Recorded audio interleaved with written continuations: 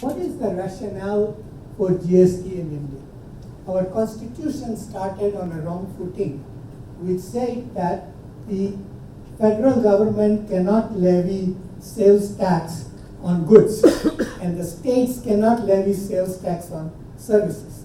I don't know what constitutional framers had in mind. So this is the constitutional amendment which we are trying to overcome, where the federal government can now levy on goods and states on services.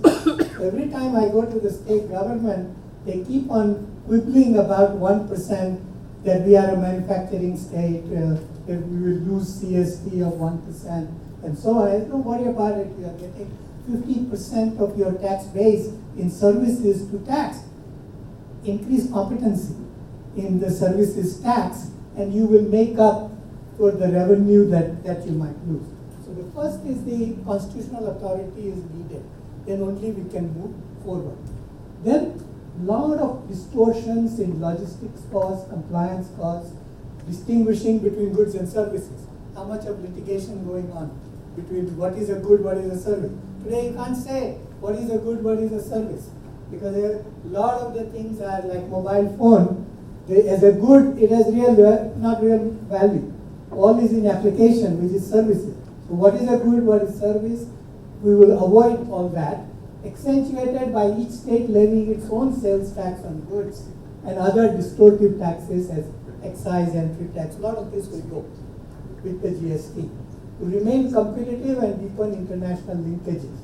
From origin to destination, again, because of the way the Constitution was framed, we levied sales tax on an origin basis, that is where the goods are produced. But world over, the principle is that you have a sales tax because it's a tax on consumption. You levy it where the consumption takes place. That is a destination basis. That is the global rule, and we will now move from origin to the destination basis under the GST. That's going to be a major change to potentially improve accounting standards. Now, what is not realized, VAT is not old, is not new. It was levied in 1950s.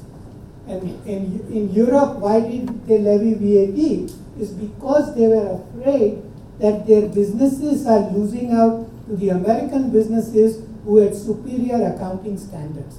So VAT was done to improve accounting standards.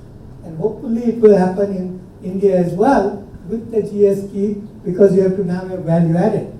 And that will, in a more comprehensive way, and we'll have database through the GST and others of that, so that our accounting standards will improve, and that will be a huge competitive advantage for India.